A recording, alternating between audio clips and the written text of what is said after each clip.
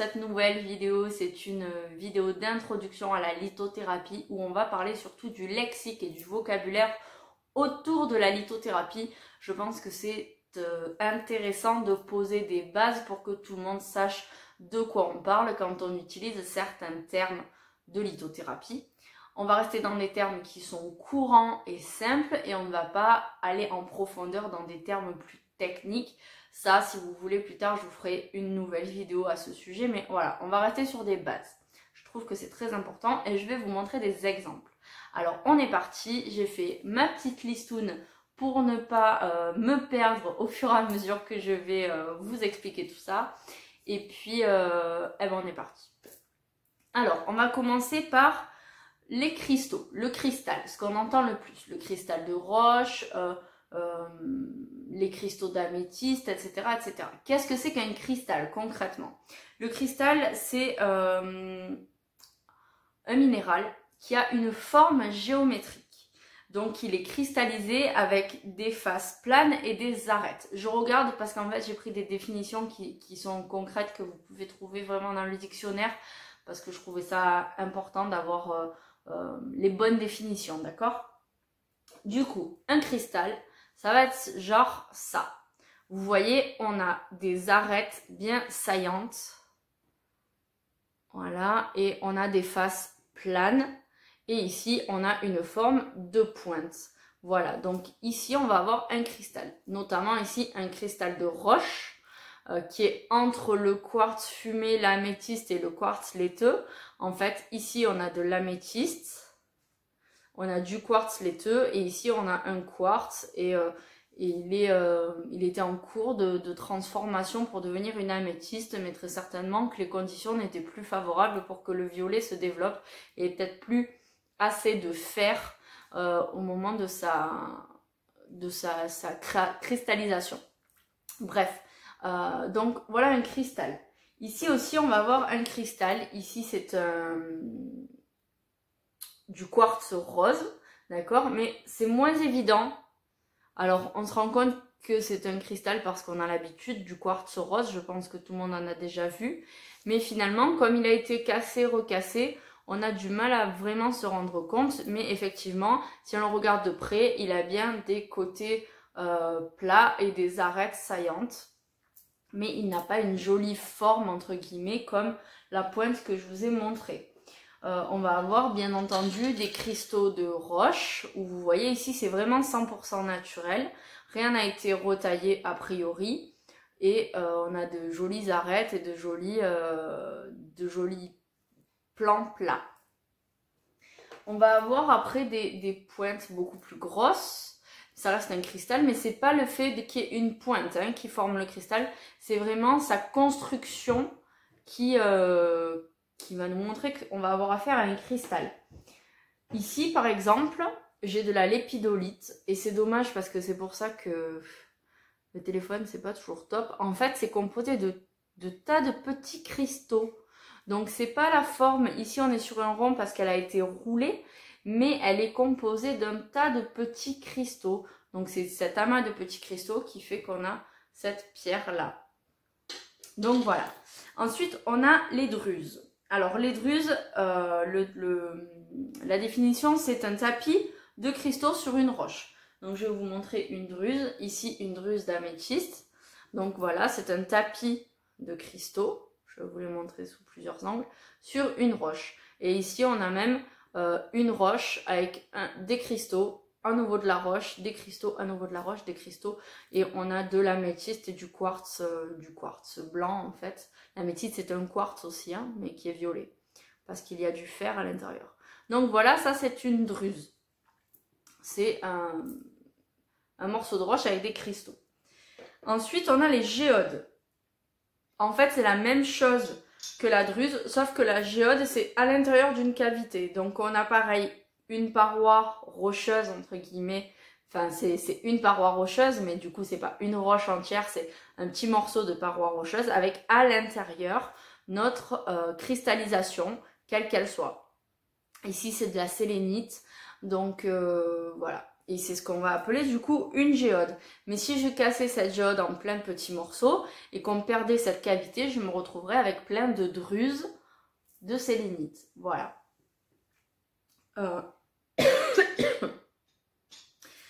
Ensuite, les inclusions. Donc ça, c'est un nouveau terme. Donc là, on a fini sur les différentes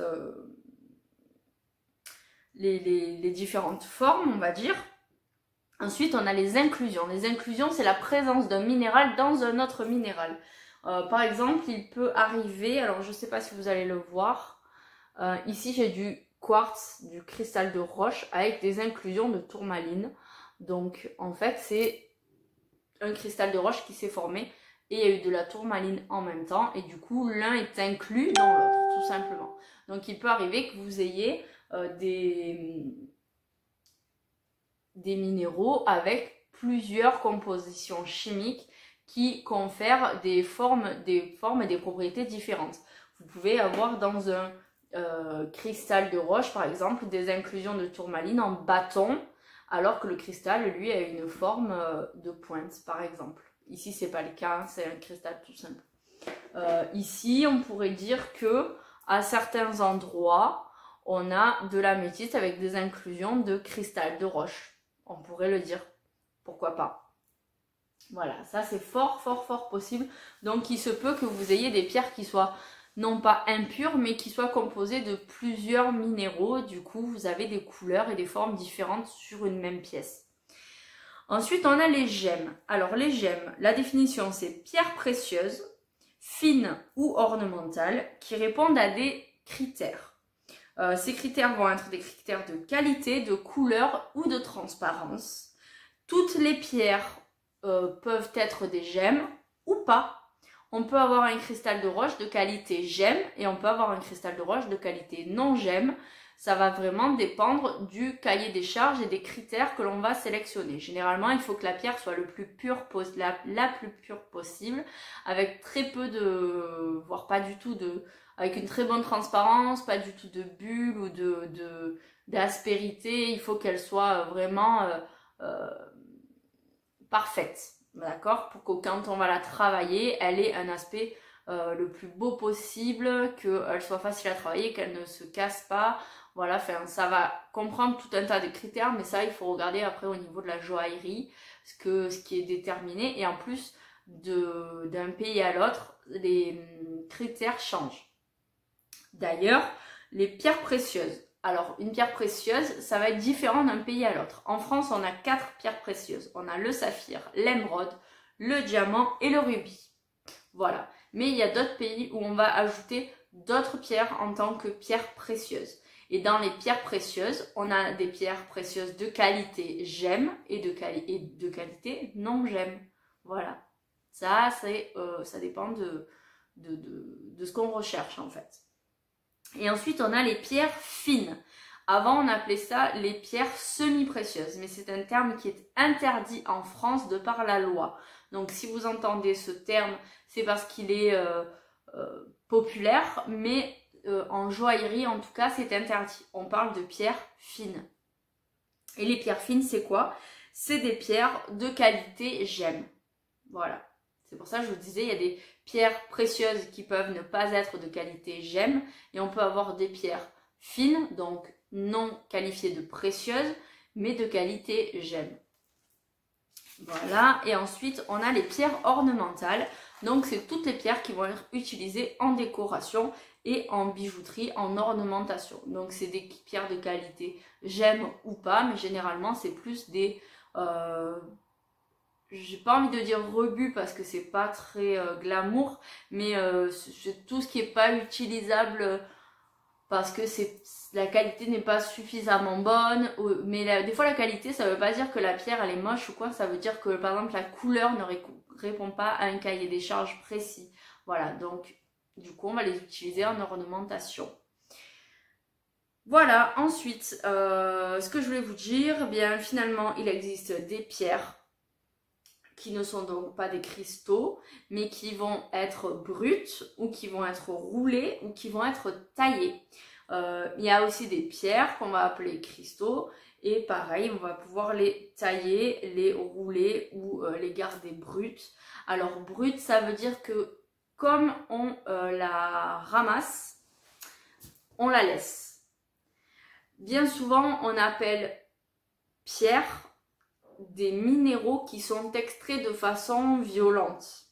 C'est clairement ça. En fait, les pierres, c'est tout ce qui va être extrait à la dynamite ou par des machines sans préserver l'environnement, les pierres, voilà. On ramasse pour ramasser. Et les cristaux, souvent, vont plutôt être ramassés de façon plus douce, à la main ou par des machines, mais on va faire un petit peu attention quand on les extrait de ne pas les abîmer, parce que les cristaux, c'est un peu plus précieux dans l'imaginaire collectif, ça a plus de valeur, alors qu'il y a de très belles pierres, mais qui attirent moins. Si vous regardez par exemple une cacoque zénith, c'est très joli, mais peu de personnes vont en porter autour du cou, alors que tous les cristaux, toutes les pierres plutôt transparentes, etc., ça va être, ou iridescentes, ça va être plus recherché parce que c'est plus joli quelque part. Donc voilà. Les pierres taillées, qu'est-ce que c'est? Les pierres taillées, c'est les pierres qui sont ramassées, donc brutes, mais qu'on va un petit peu retailler pour leur redonner une forme plus esthétique et pour parfois aussi concentrer l'énergie un petit peu différemment. Voilà, c'est-à-dire que si vous avez un minéral qui avait une jolie pointe et que la pointe est cassée, elle peut être retaillée pour la reformer de façon à ce que l'énergie circule à nouveau un petit peu comme avant, parce que c'est le but des pierres en fait, d'utiliser leur énergie. Et ensuite vous avez les pierres roulées. Alors là les pierres roulées c'est un peu différent en fait, ça va être les pierres ou les cristaux que l'on va fractionner bien souvent, que l'on va ensuite mettre dans des... Alors ils peuvent être premièrement taillés pour réduire leur taille par exemple, ou pour essayer de leur donner un début de forme comme on recherche. Et ensuite on va les mettre dans des grandes lessiveuses avec du sable, de l'eau et bien souvent des solvants. Et on va laisser pendant un mois et demi, les pierres tourner comme si elles étaient dans la nature, par exemple dans une rivière, et qu'elles étaient brassées par les courants d'eau. Et en fait, elles vont finir par se polir entre elles. Et c'est ce qu'on appelle rouler, puisqu'en fait, elles roulent et du coup, elles se polissent et elles ont des formes toutes uniques. Parfois, elles ont des formes... standardisé parce que on aime bien que telle ou telle pierre ait une forme bien précise, donc on va standardiser un petit peu les formes. Mais voilà, une pierre roulée c'est une pierre qui a passé beaucoup de temps dans des tonneaux à être roulée, donc c'est vrai qu'au niveau énergétique je suis pas sûre que ce soit très intéressant finalement, mais voilà, après c'est sûr que les pierres roulées bien souvent c'est pas très cher. Et puis il faut savoir aussi que c'est pour ça bien souvent qu'il vous est déconseillé de faire des élixirs, même avec des pierres avec lesquelles vous ne risquez rien de prime abord. C'est-à-dire que par exemple, on peut faire des élixirs avec du cristal de roche, ou du quartz rose, ou de l'améthyste. C'est possible. Mais ces pierres, si elles ont été traitées, vous risquez de vous empoisonner avec les solvants qui sont dessus. Il y a énormément de pierres. Je vais vous montrer ça.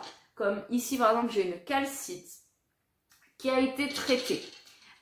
Comme elles sont fragiles, elles ont tendance à s'effriter, à être poreuses, à avoir des brèches qui fait que avec les chocs elles peuvent s'abîmer. Elles ont été résinées, elles ont été un petit peu comme cellophanées, voilà, pour les protéger. Il y a d'autres pierres qui s'oxydent à l'air, qui sont aussi comme vernis, résinées pour pas qu'elles s'abîment ou que la couleur se détériore. Du coup, si vous mettez ça dans l'eau et que vous buvez ça, vous risquez de vous empoisonner, alors qu'à la base, le cristal de roche par exemple, c'est une pierre qui ne comporte pas de risque à la consommation, en tout cas dans l'eau. Donc ça, c'est une des premières raisons pour laquelle je vous conseille de ne jamais faire de potions à boire avec vos pierres, sauf si vous avez ramassé votre propre quartz vous-même. Comme moi j'ai ramassé des améthystes, je pourrais très bien utiliser ces améthystes pour me faire une petite solution avec de l'eau. Ça, ce serait possible. Maintenant, une autre mise en garde par rapport aux élixirs avec les pierres, c'est que énormément de pierres, même si elles sont brutes, sont toxiques. Elles contiennent des éléments chimiques toxiques. Donc vous allez mettre ça dans l'eau et finalement il faut parfois que quelques microgrammes, vraiment 3 fois rien pour s'empoisonner. Donc vous allez mettre ça dans l'eau, finalement ça va relarguer beaucoup de chimie. Vous allez boire ça pensant qu'il n'y a pas de souci et vous allez vous empoisonner. Au mieux ce sera à petit feu et vous pourrez peut-être vous en rendre compte, et si vous avez la présence d'esprit de vous dire que c'est dû à l'eau que vous buvez, vous pourriez rattraper le coche, mais il y a de grandes chances que vous vous empoisonniez très rapidement sans faire attention à pourquoi du comment. Parce que la pierre est peut-être toxique et ensuite parce qu'elle est potentiellement clafie de solvants, de résines, de produits chimiques pour éviter qu'elle ne se dégrade, qu'elle ne s'abîme, voilà. Donc attention les élixirs, vraiment attention. Voilà, je pense qu'on a fait le tour au niveau du vocabulaire, donc les druses, les géodes, etc. etc. J'espère que cette vidéo vous aura aidé, vous aura éclairci. Autour du cou, par exemple, j'ai aussi une pierre roulée, donc ça c'est une charoïte, et qui vient de Russie, qui existe, enfin qui est en Sibérie, qui ne se trouve que dans une seule rivière qui s'appelle la rivière Chara ou Kara, je ne sais pas comment ça se prononce, c'est C-H-A-R-A, mais bon, après je sais pas l'orthographe et des fois la prononciation sont différentes. Donc voilà, elle a été roulée, donc elle a passé un certain temps dans un tonneau très certainement, elle a été roulée, j'ai très peu d'espoir qu'elle ait été polie à la main, mais bon, voilà, pour la petite histoire. Sur ce, je vous laisse, je vous fais de gros bisous, je vous dis à très bientôt pour une nouvelle vidéo sur la lithothérapie.